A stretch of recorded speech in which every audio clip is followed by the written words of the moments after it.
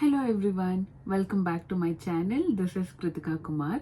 Like most of you already know, I'm currently pursuing my Masters in International Business Management from Kingston University, London. Well, in today's video, I will be taking you through the application process in UK universities for postgraduate program. So let's begin.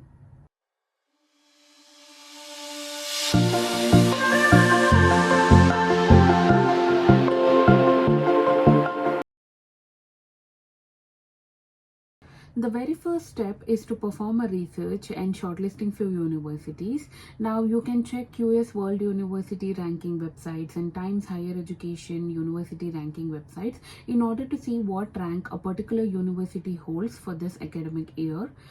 Upon selecting the university, you need to check in the university website for the eligibility criteria required for the course you want to pursue, and also major thing is to check on the application deadlines. Now, basic eligibility criteria would be they would require your 10th standard, 12th standard, and undergrad degree marks cards. Along with that, they would require an English eligibility test, that is IELTS, which is majorly preferable in UK. Apart from that, if you are someone who has work experience, they would require your work experience details like relieving letter or offer letter. So they might require those details. And another thing is they would require 2 LORs, that is letter of reference. Now, if you are someone with work experience, you can provide letter of references from your workplace to workplaces, which are recent workplaces. Or if you are someone who has just finished your undergrad, then you need to provide 2 letter of reference from your academics. After this, they would require an SOP. So your SOP majorly should contain an information about why UK and why you are choosing this particular university and why you want to pursue this pursue your master's program in this course. Upon having all these details, the next step is to check on the application deadlines and apply directly on the university website, or you can apply through UCAS website. Now, once your application is submitted to the university, it might take around 2 to 3 weeks for you to hear back from the university on the offer letter. If you have not submitted any documentation as per the eligibility criteria or the requirement, then university would release a conditional offer letter based on which they would give you a condition that you have to satisfy this condition in order to get your unconditional offer. You need to just make sure that you have submitted the documentation which they have asked and get your unconditional offer letter from the university. Now, along with this offer letter, university would give you credentials for the university portal, wherein you need to log in, and that's where you can track your application status, and also you can apply for university CAS. Now, before applying for university CAS, you need to make sure that you undergo a TB test, which is mandatory to get a UK visa. So the centers where you have to get your TB test done, those details would be available on UKVI website. So you can check about the centers in your city and you can go there and get your TB test done, because when you are applying for CAS, it is a mandatory document to be uploaded for you to schedule your CAS interview. So make sure you have TB test done before you apply for CAS. Now, once you apply for CAS, the university delegates, they would schedule an interview with you regarding the CAS, that is called CAS interview. And upon clearing that interview, the university would release a CAS letter, which is highly required for you to apply for UK visa. Now, the last step is filling the visa application form, which is a tedious process, I can say. It would at least require 1 hour for you to fill. So make sure you fill in the visa application form accurately, because if it gets cancelled again, you have to go through all the process. So always make sure you fill the accurate information. Now, if you are a student who is opting for 1 year master's course, then your IHS and visa, including both, the fees would come up to 2 lakhs or 2 lakhs change. But if you are someone who is going for a 2 years course, that is in UK, the second year is usually called as placement year, and it's an optional. So if you are someone who is opting for placement year, then your IHS and visa fees would increase. It wouldn't be 2 lakhs change.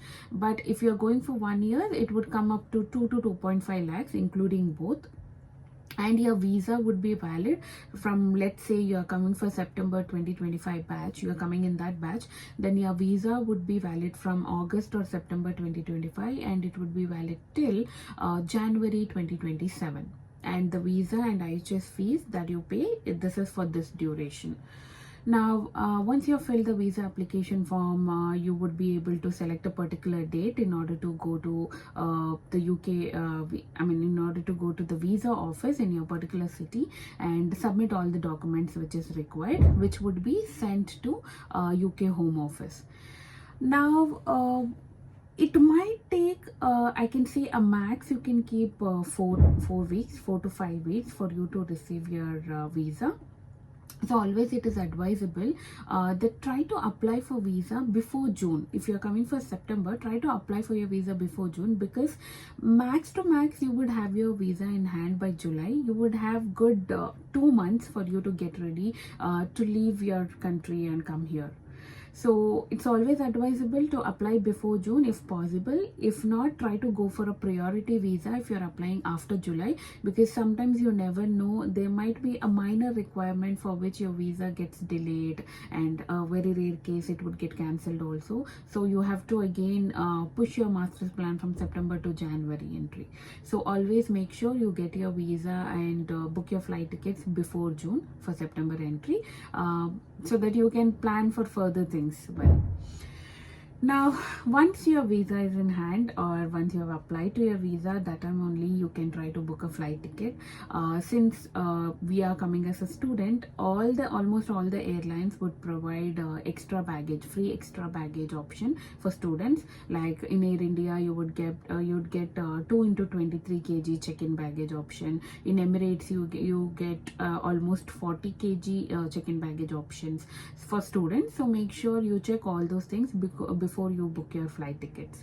Now, one last advice is, when you're booking your flight ticket, make sure you be here before the induction week. Every university would conduct an induction week before they actually start the classes, which is highly important. So make sure you attend that induction week, because there you would get to know a lot of information about your course modules, the credit system, how your marks would be given, what all assignments you would have, whether you would have exams along with assignments or not. So all those information, and getting your ID card, so all this would be needed. So make sure you come here before the induction week, so that you will be prepped to start your class in the coming week after induction. I hope this step-by-step guide helps you with your application process for postgraduate programs at UK universities.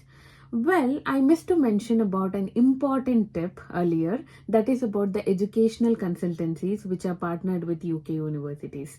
Most of you might already know about it, that these consultancies, they provide support to students with their application, and this service is for free of cost. So if you are someone who feels overwhelmed to carry out this tedious application process, please reach out to nearby consultancies like SIUK or IDP. They would allot an agent for you who would carry out everything on your behalf, right from shortlisting the university until you get your visa and book your flight ticket. I hope this clarifies all your confusions, and I wish you all the very best with your applications. Thank you.